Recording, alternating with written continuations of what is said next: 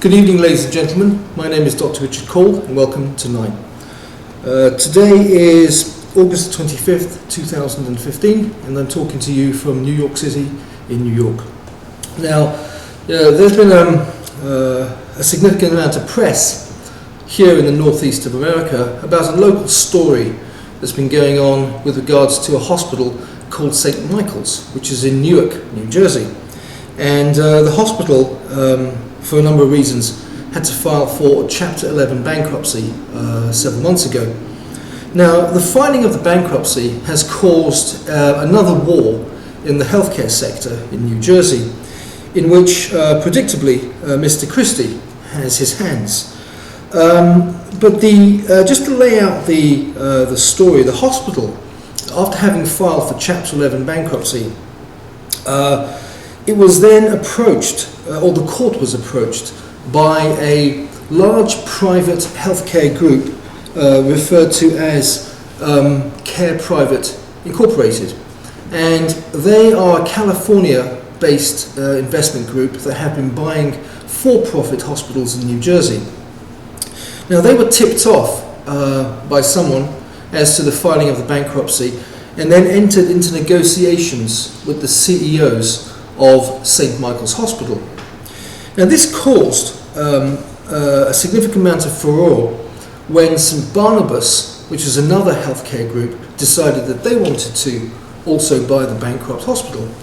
So there was a big hearing in federal court yesterday. A big battle has ensued between the Barnabas healthcare system and the private group in California, with all kinds of allegations about misappropriate conduct, lack of transparency, and no surprise, corruption, because Mr. Christie's administration are involved intimately in what's going on. Well, the hearing took place yesterday in federal court, and they're waiting for the ruling from the judge. But what's at stake here is a significant amount of money in the healthcare sector. Prime Health had offered to buy the hospital, St. Michael's, for about $49.1 million.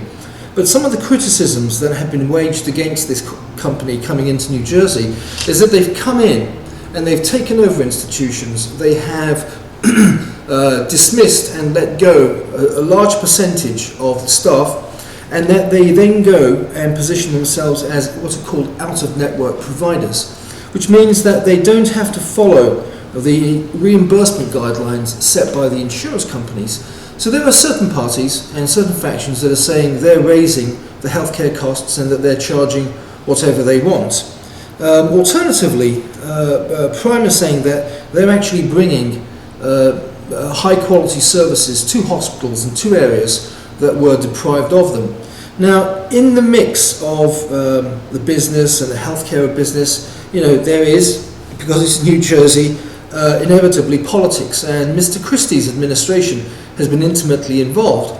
And some of the allegations that have been put forward by the Barnabas Group is that Prime Healthcare paid off Mr. Christie, that they made donations, that because of the financial inducements that were directed from Prime Health to Christie, that the deal is being given preferential value to the Prime Health people, and that's why it was kept secret and it was not disclosed to the public.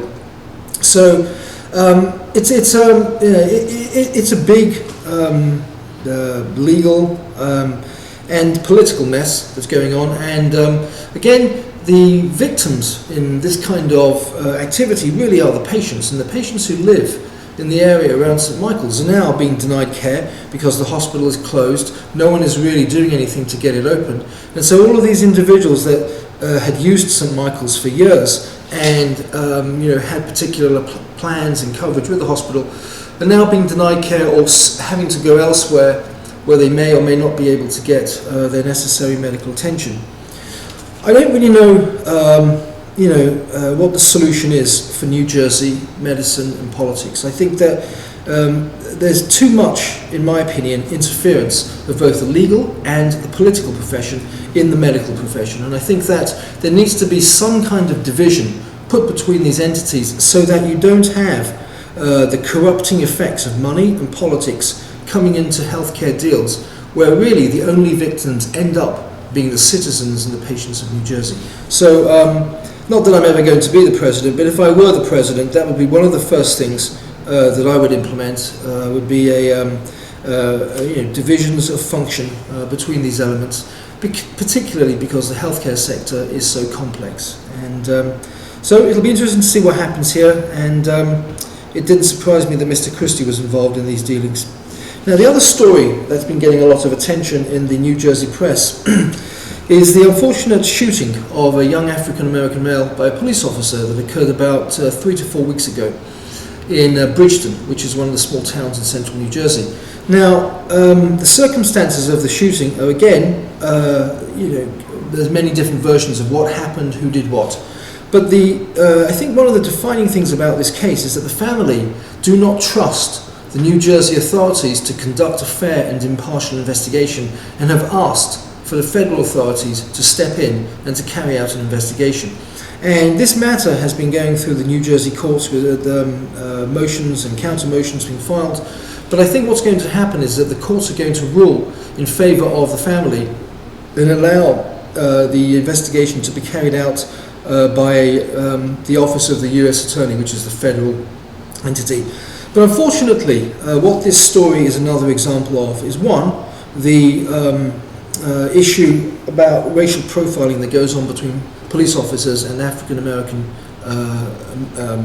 members of the African American community.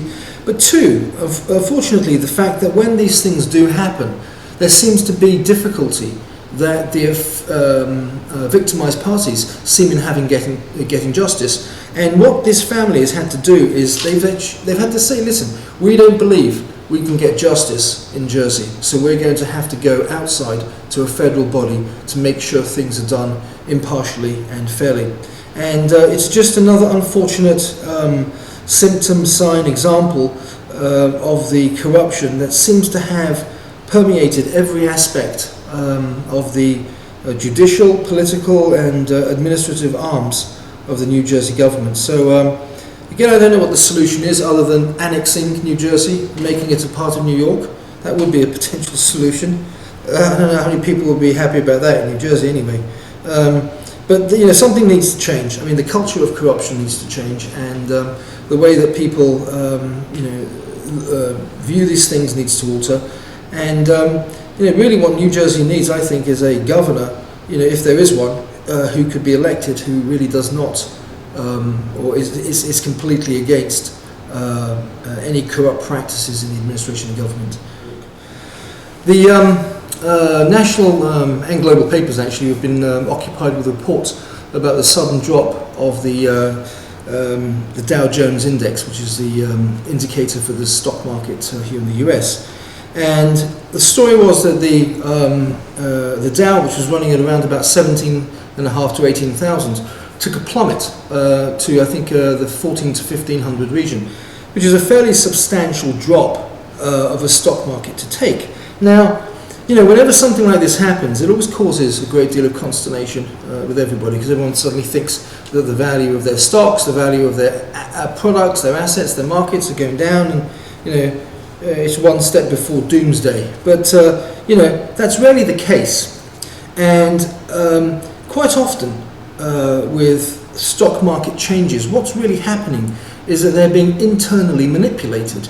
And people will say, well, why were these things internally manipulated? And the reason is in the context of political, geopolitical conflicts that are going on. Now, of note is the fact that the Chinese market took a big hit but hasn't recovered to the same extent. So there are some commentators, and I would be one of those, that actually put this down to an internal manipulation of the stock market by the US to hit the Chinese market, and knowing that the Chinese market will not be able to recover as much. Now, some people will say, well, why would they feel the need to do that to the Chinese market? And the reason, well, the answers are found when you look at what's going on politically and geopolitically in the rest of the world. The Chinese have been expanding their business interests globally. They've gone into Africa, they've gone into Russia, they've gone into South America. So, the Americans have been trying to compete with them, but there are they're held back by certain US-based legislative statutes that limit what American-based companies can do in foreign countries. Chinese companies don't have those regulations. They're basically unregulated. And so the Americans feel that they can't compete globally on the same or on a level playing field as with the Chinese. And so this is their way of correcting that imbalance, is to artificially manipulate their own market, knowing that it would have an impact on the Chinese market, but also knowing that they would be able to undo the internal manipulation that had occurred. And this is exactly what happened. The Dow Jones plummeted, and then within a matter of, I think, 6 hours, it came back to where it was almost before. So that, to me, is not a drop that's based on any substantial change in value of the assets, because if it were, there would be no reason for it to come back as rapidly as it did. That, to me, is a change that is more indicative of somebody sitting behind the computer screen and actually, tapping a few keys, bringing it down, and then bringing it back up. The story got coverage, as I said, nationally and internationally, and the fallout from it, I think, is going to be felt most in China, where they're really going to have difficulty coming back from the knock they took. The Chinese, manufacturing industry is significant, but in many ways, the Chinese stock market has been built up over the last 10 years with really not much substance to it. Admittedly, it's the largest creditor, the largest American creditor. So America owes the most money to China, and they've been clever in building up their monetary reserves, but obviously not clever enough to avoid something such as this happening. And again, the issue of the monies owed. I mean, that's another factor that I'm sure was part of the discussions as to why we should manipulate the market here, as to maybe send a signal to the Chinese.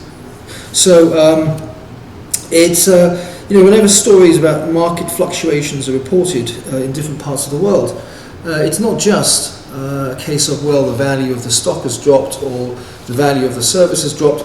You have to view the alteration in the stock market with a much wider angle and look at it in terms of what's going on geopolitically. So we'll see what happens there. The other story actually that's been reported widely in America, which I think is a story, a much more human story, is a lady who has been visiting San Quentin Jail in America, or in California actually. It's one of the largest high maximum facilities in California, and she's been going there for a number of years. I suppose bringing her gospel of peace and redemption and hope, and she's changed the lives of a lot of men who are incarcerated in this facility. And the work she's done is really, in my opinion, very admirable, and I think more people should be doing this type of work. But what I think it also does is it draws attention to the fact that America has too many people in its prisons. I mean, it's obscene. In a modern society, if you compare America with other westernized societies, America has 2% of its population incarcerated. You compare that to the 0.01% in Europe and in other parts of the Western world. But the thing that's even more disturbing, actually, than the number, is that 80% of the inmates are of African American origin. And it's almost, as some commentators have said, a form of modern-day slavery. And regardless of the emancipation and what happened when slaves were freed, it still continues, but just in a slightly more sophisticated format. So, imprisoning non-violent offenders, I think is a foolhardy policy. I think what you do is you end up eating away at the fabric of society. The problem in America is that they've made jails and prisons a for-profit institution, which is wrong. So now you have people making money off the backs of other people's incarceration. I mean, that to me is morally corrupt and needs to change. What needs to happen, I think, is that, first of all, this whole sector needs to be handled by the government. It needs to be paid for out of the taxpayers' money. Secondly, non-violent offenders do not need to be sent to jail the first or second time. They need to be put onto probation with tags and monitored and put onto community service. It's a much more productive way of handling these offences. Violent offenders, I can understand, need to be protected, need to be put away to protect other people, but they don't need to be held in inhumane conditions, such as isolation and such as these supermax facilities, which in my opinion violate many human rights charters by the United Nations. So the whole philosophy about imprisonment needs to change. America is meant to be the land of the free. Well, it's not. It's actually the land of 2 million people that are incarcerated, and that needs to change. And the reason it needs to change is because, one, it's morally the right thing to do. Two, it's consistent with living in a Christian society. And three, it's actually going to be better for society and better for America to have fewer people in jail and to have them living these lives where they then come out with stigmas and have to spend the rest of their existence worrying about this. And as I said, and obviously as this lady who's going to San Quentin thinks and believes, there's a lot of men in these institutions that, yes, regret the mistakes they've made, but they don't need to be held behind prison bars for the rest of their lives. President Obama has 1 year left in his office, and he has done, to his credit, some things to move towards criminal justice reform. That's been, I think, one of the policies of his administration, is to try and look at the way the courts work, the way the jails work. The problem, however, that he has faced is the involvement of money. Corporations that make money from this need to be stopped. There needs to be no connection whatsoever between people that go to jail and the money that these corporations make. That, to me, is immoral, and it needs to change. One of the big stories that's been circulating in the press, actually for the last 4 to 6 weeks, is about the deal that America signed with Iran over Iran's ability to possess nuclear materials.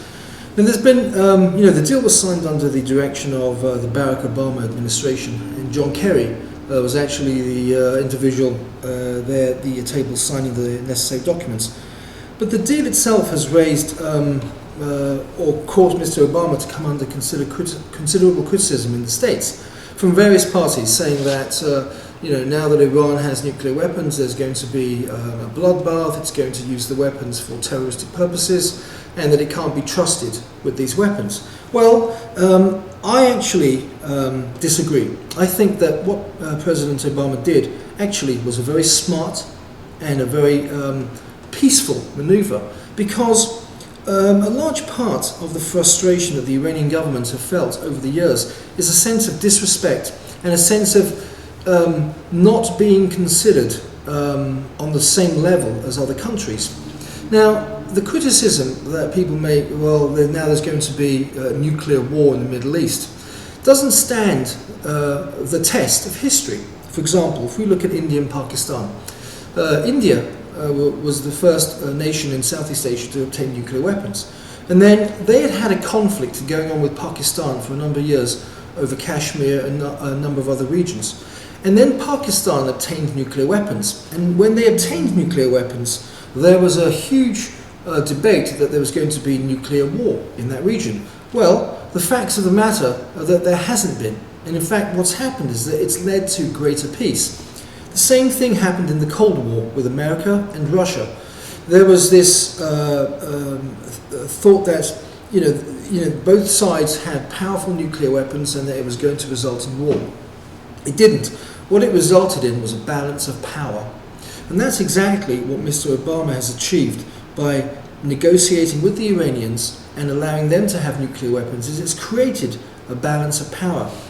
And generally speaking, anywhere in the world, anywhere in time, whenever too much power is concentrated in one location or in one entity, it creates instability.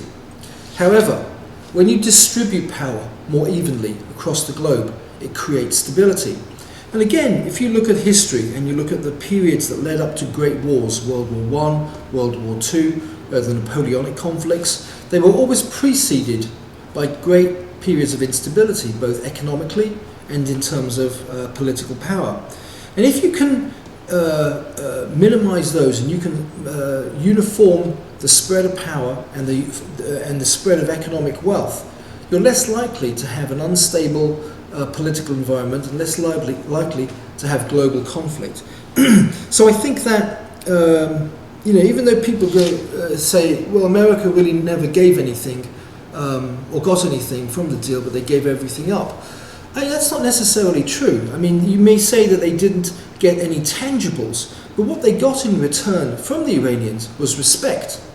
And that came because the Iranians themselves realized that they were now being respected by America, and that now they don't need feel the need to constantly go out and prove themselves. And I think that this move, contrary to the naysayers, is actually going to lead to more stability in the Middle East.